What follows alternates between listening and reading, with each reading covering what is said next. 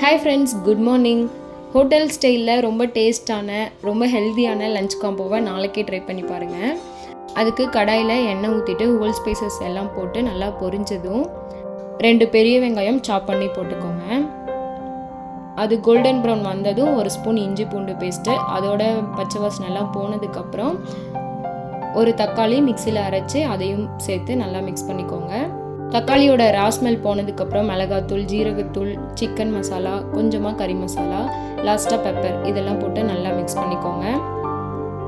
அடுத்தது கொத்தமல்லி தழை, புதினா ரெண்டுமே போட்டுக்கலாம். போட்டு நல்லா மிக்ஸ் பண்ணிவிட்டு ஃப்ரெஷ் க்ரீம் நான் ஒரு 2 ஸ்பூன் ஆட் பண்ணிக்கிறேன். ஃப்ரெஷ் க்ரீம் இல்லைன்னா தயிர் ஒரு 3 ஸ்பூன் ஆட் பண்ணிக்கலாம். ஆட் பண்ணிவிட்டு நல்லா மிக்ஸ் பண்ணி விடுங்க. நெக்ஸ்ட்டு ஹாட் வாட்டரில் போட்டு எடுத்து வச்சுருக்க சோயா சங்க்ஸ் ஆட் பண்ணிக்கலாம். இந்த ஸ்டேஜில் கொஞ்சமாக மிளகாத்தூள் போட்டு நல்லா மிக்ஸ் பண்ணிக்கோங்க. இப்போவே அந்த டெக்ஸ்சர் அப்படியே ஹோட்டலில் கொடுக்குற மாதிரி இருக்கும். அதுக்கப்புறம் தண்ணி ஆட் பண்ணிக்கலாம். நான் ரைஸுன்றனால கொஞ்சம் சேர்த்து தண்ணி ஊற்றிருக்கேன். இதுவே சப்பாத்திக்கு செய்யும் போது கம்மியாக ஆட் பண்ணிக்கலாம். அது கூட உப்பு போட்டு மூடி வச்சுருங்க. நல்லா கொதிச்சு வரும்போது அந்த டெக்ஸ்சர் பார்க்கவே சூப்பராக இருக்கும். மேலே டாப்பிங்ஸ்க்கு பச்சை மிளகாய் 2 கீரி போட்டுக்கிறேன். கஸ்தூரி மேத்தி, கொஞ்சம் பட்டர். கஸ்தூரி மேத்தி பட்டர் ரெண்டுமே ஆப்ஷனல் தான். எனக்கு சமைக்கும் போதே அவ்வளோ டெம்டிங்காக இருந்தது. அவ்வளோதான், நம்ம கிரேவி ரெடி ஆயிடுச்சு.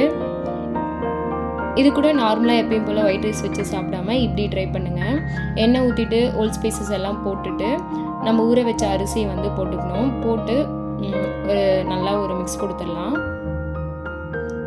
அதுக்கப்புறம் நான் 1 டம்ளர் அரிசி ஊற வச்சுருந்தேன். அதுக்கு 2 டம்ளர் தண்ணி ஊற்றி ஜீரகம், பச்சை மிளகாய், கொத்தமல்லி தழை போட்டுட்டு அது கூட லைட்டாக மட்டும் உப்பு போட்டு ஒரு 3 விசில் விட்டு எடுத்துக்கலாம். அப்படியே சாப்பாடு உதிரி உதிரியாக செம்மையாக ரெடி ஆகிருக்கும். இந்த காம்போக்கு ஒரு சைட் டிஷ் ரெடி பண்ணிடலாம். அதுக்கு உப்பு, மஞ்சத்தூள், மிளகாத்தூள் இது மட்டும் 3ஐயும் தண்ணியில் கரைச்சிட்டு பாயில் பண்ண எக்கை 2ஆக கட் பண்ணி இதில் மிக்ஸ் பண்ணிக்கலாம். மிக்ஸ் பண்ணதை ஒரு பேனில் ஆயில் விட்டு டபுள் சைடு டோஸ்ட் பண்ணி எடுத்தோம்னா நம்ம டோஸ்டட் எக் ரெடி ஆயிரும். டாப்பிங்ஸ்க்கு கொத்தமல்லி தழையை குட்டி குட்டியாக கட் பண்ணி போட்டுக்கலாம்.